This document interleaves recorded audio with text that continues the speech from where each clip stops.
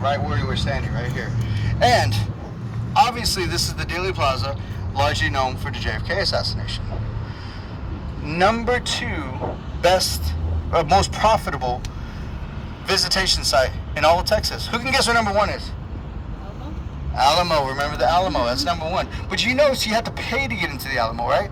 This is strictly making the most profitable, second most profitable place in Texas off of tours alone, drawing people in. People just want to stand around and be a part of it because of what happened in this very spot. Do you think Dallas wants to mess with their moneymaker? Absolutely not. But 100 years to the year prior to 1963 was 1863, where a very terrible thing happened. Now let's start at the beginning of the story. There was a great fire of 1863. They called it the Great Fire of Dallas. It was quite terrible because the year before there was something invented, matches. Who's seen those old matchstick boxes that you find in hotels every once in a while?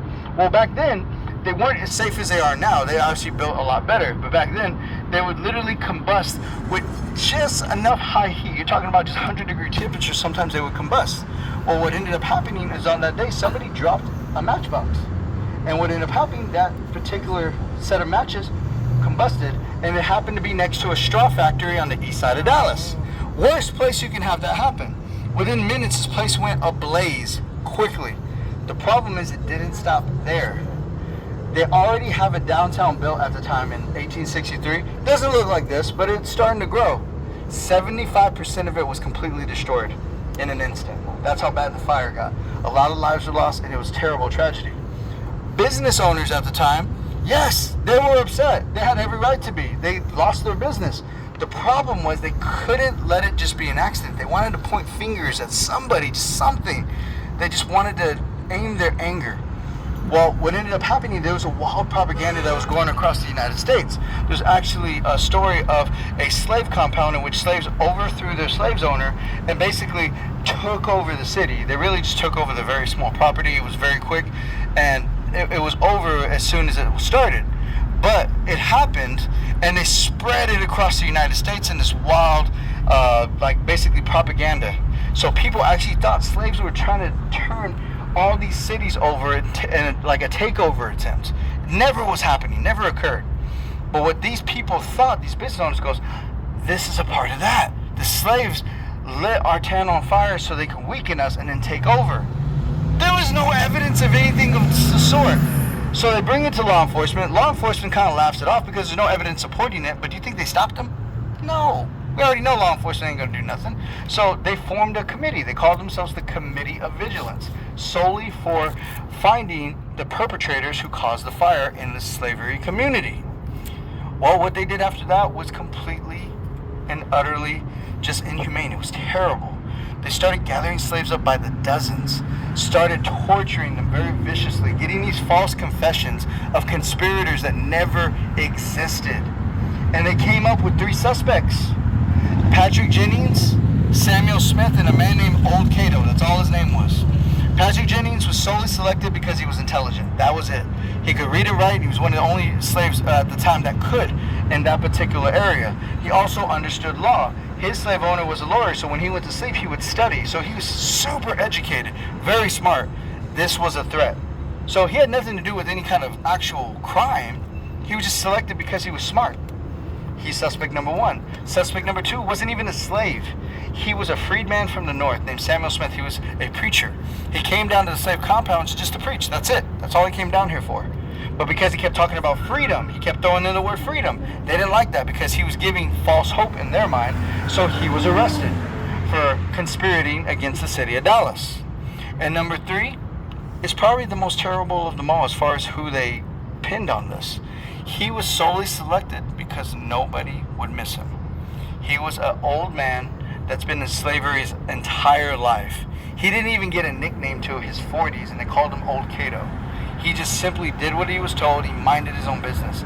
But because he had no family, no friends to his name, or anybody that they felt would care about him, he would be the most dispensable. That's what they wanted to do. It was terrible. So they needed 3. And here's why they needed 3.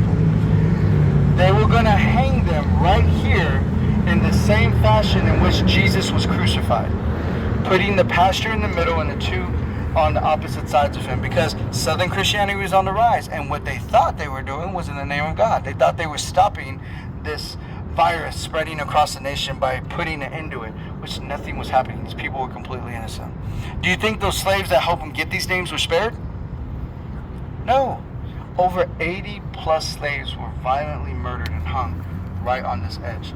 Now, how the city of Dallas hides this story is because they said they were hung next to the Trinity River. Do you see a river? Absolutely not. But what they don't tell you is it used to flow right through here, all the way up to where the courthouse was. Remember, whose cabin flooded away? The first cabin, right? You have to have a body of water nearby in order for that water to uprise and take out that particular building. That's because there was a stream of water coming right through here. So this is where the violent murders occurred. Oh, and by the way, they do have a memorial for them, just to let y'all know. Way outside next to the train tracks, covered in high grass, nobody can even see it. It's not even a part of any visual aspects to know where it's at. That's how they treat these people. And because of this, these slaves and these spirits are basically forgotten, and they're upset, and have every right to be. They're not evil, they're upset. And they've actually given themselves a name. They call themselves the Collective. They've said it on spirit boxes many times before. And as a quick activity, as a grand finale to the tour, we're going to do 2 spirit box readings. So whoever would like to take part, follow me. And people with EMFs have no choice. You have to. Oh, mine's kind of low. I need you to be my guiding eyes.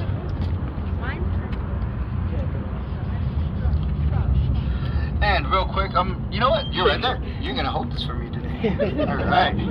Volunteer work. I love it. So when this comes out through here, just remember the sound is not normally that loud. So when you hear it, don't think something's screaming. It's just being enhanced by the mic. But not everything's gonna come in clear. That's one.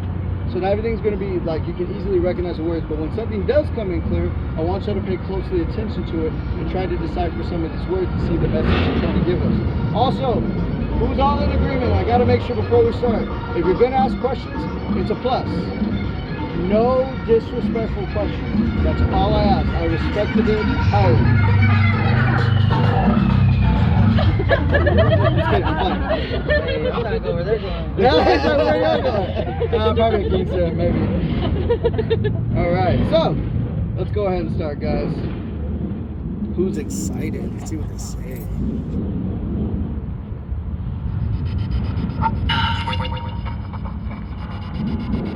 I'm gonna go ahead and start. Okay, it's Frank again. I'm here with a new group of guests. They already agreed that they would not ask you to do anything disrespectful to offend y'all. But if they do ask questions, if you could kindly answer them for us today. Anybody want to go first? No, okay. What is your name? There we go.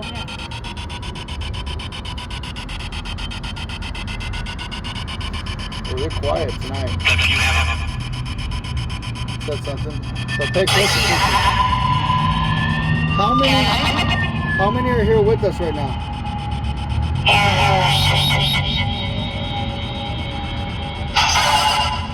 Can you repeat that one more time? 6, 7. It sounds like you whispered that. Was there any reason why you whispered it? Females. What'd you hear? No, seriously, what'd you hear? I have no hearing in my left ear. I'm just kidding.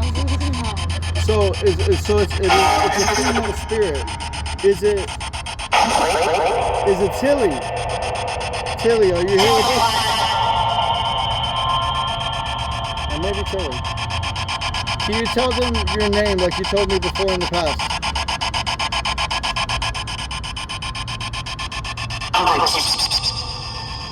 So I just want you to pay attention to one thing.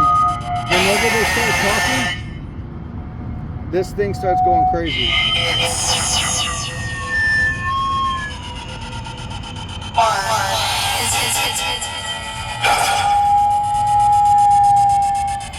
Now Is anybody here associated with 1863?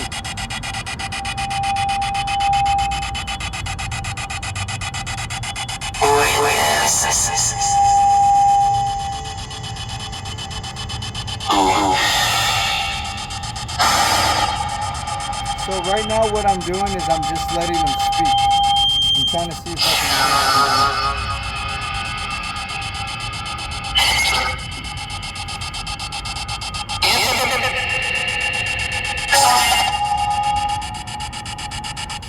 Okay, so that's the first session. So now